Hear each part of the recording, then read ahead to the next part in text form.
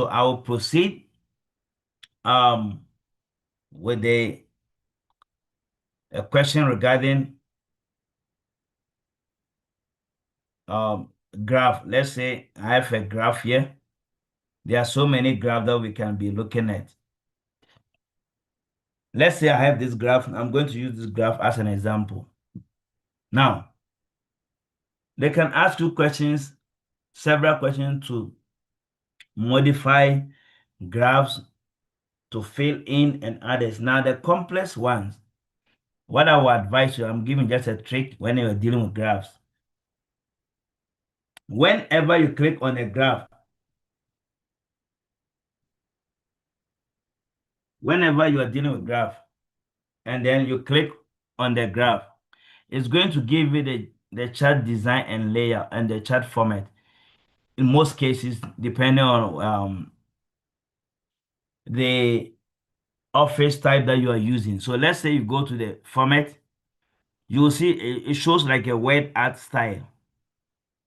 Just click on that one, the shape effect there. It's going to give you the format chart area or format one, whatever the one that you have selected. It's just like formatting, right? Clicking and say format chart area if you don't know where to go. Or you can click on the chart element and then you choose the one to go to more options. It's going to open for you also. Right. Now, when you want to change the colors, you click on these data points here or the series. It's going to give you series option with the filling. If you want to fill, you see vary colors by point to change the colors. They can also ask you to change it automatically with a picture or filling with something else and putting a border around them with, let's say, 3pt border and then a border color. Then you go to the next one, which is having a shadow. They can ask you to change any of these. 3D format. They can ask you to change the top level with a specific format, like angle 1. They can ask you a question on that.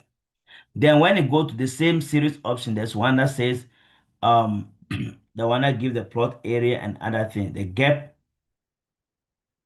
when you select them. Now, another one is if you are given a question.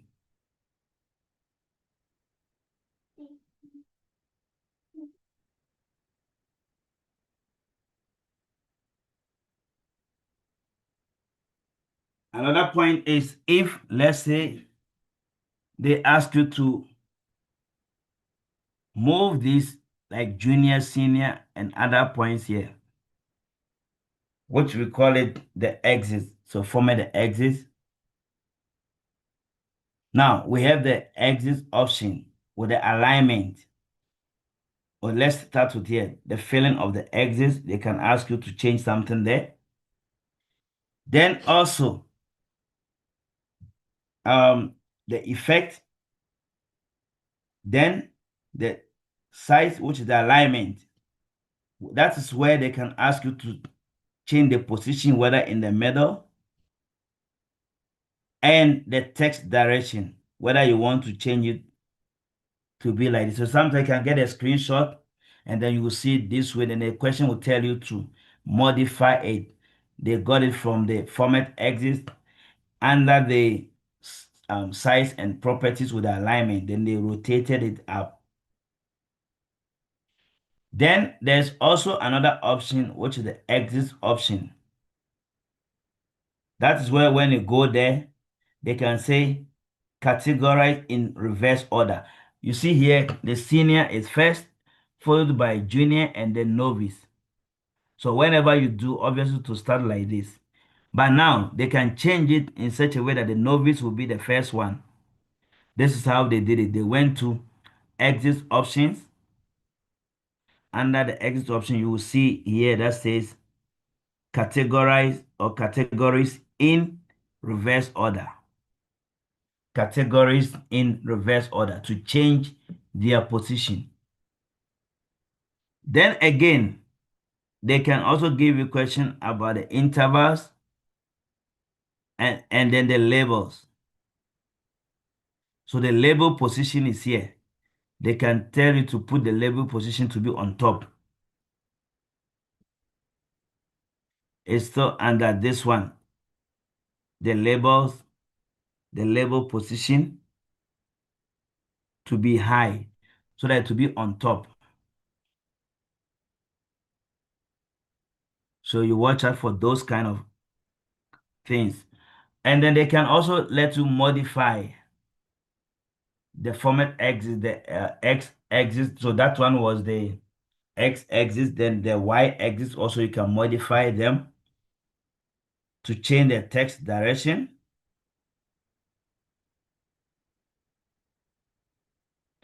They can also ask you another axis for the Y1 to also change the label position.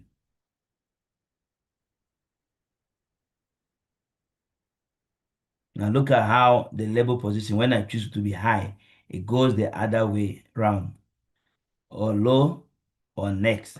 So watch out for these kind of tricks that they can give you. Then they give you a screenshot. This is how you must modify them. We also have the text options whereby you can fill them up. Then adding the labels on top of each other. So watch out for some of these. They can give you a graph and then say modify it so that it looks like this. Then again, this same thing, this data series, you can change it. If you want the data series to be like a cone, now you don't see it here. So when you go there, under the format, and then you click on the shape effect. Let me do again. When you select, want to close it, effect,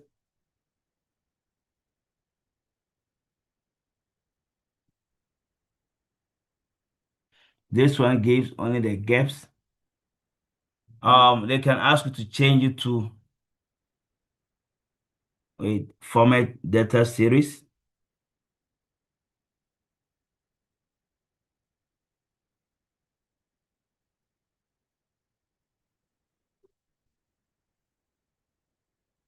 For the very one,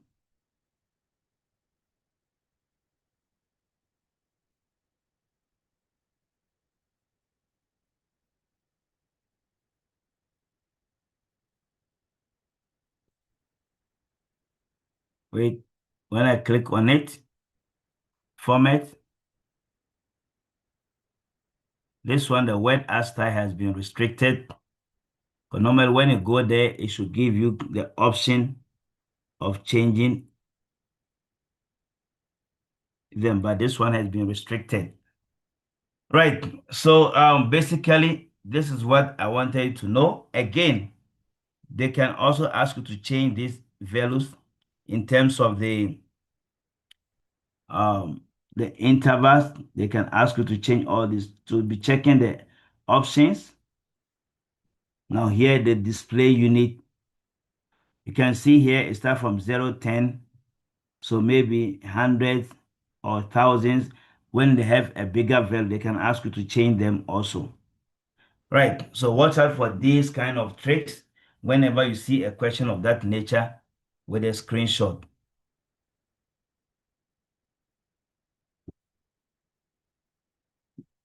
Right.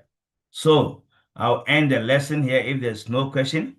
So the graphs, watch out for the whether pie chart, and that just always go to the options. When you select it, you see more options to select in order to modify it to suit what the question wanted you to do. Let's say when you do a graph of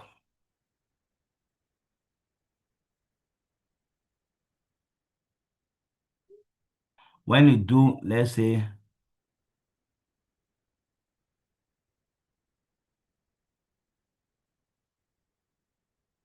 let's say 3D graph, and go to the format. That's where you will see that word as style.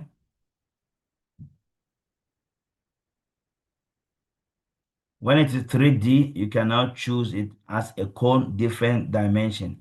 But if it's 2D, you cannot change it. So I want you to take note.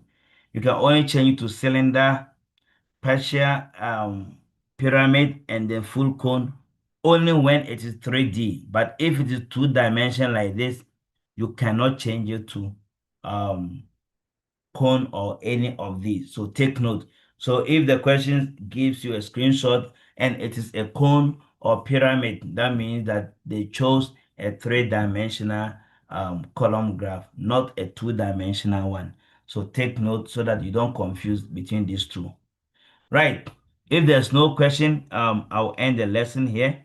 Like I said, I'll communicate in the group, the various group, when I'm going to start the database. So database, I'll do it on Sunday, and then um, on Monday also there will be a lesson, and then also Wednesday there will be a lesson for theory for grade 12 as well. So always subscribe to the channel, and then if you have not done so, so that you always get these latest updates. Thank you for your precious time. Somebody say what about graphs? Two graphs joined together. Say when are you going to do database course?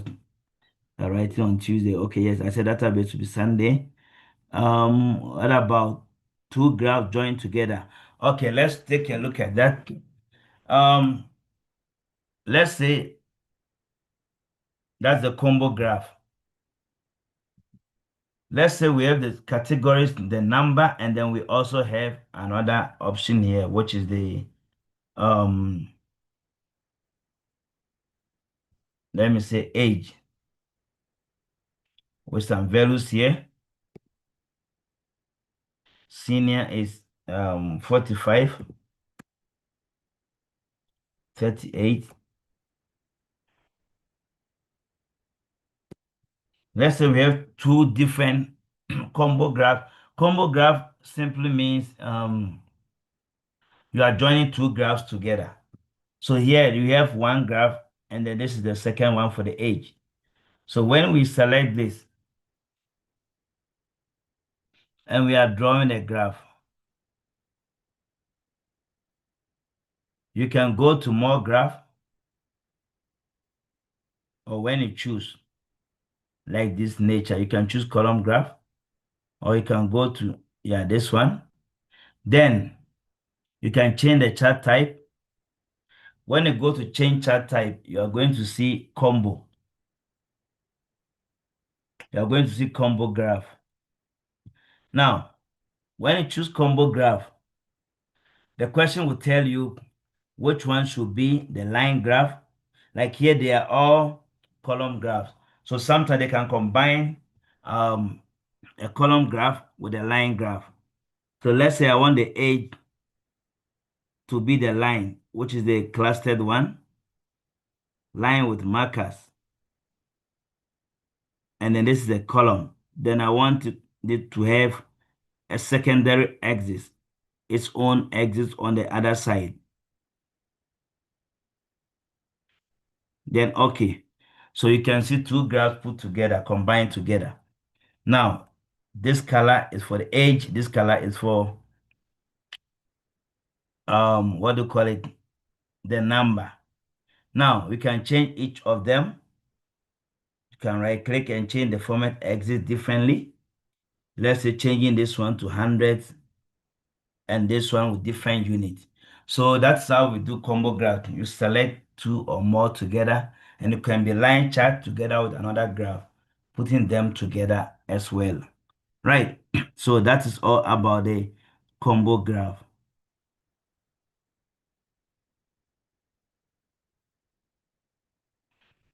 Right. If there's no question, we will end here. And then, like I said, the next lesson will be about database. Thank you for your precious time. Good night.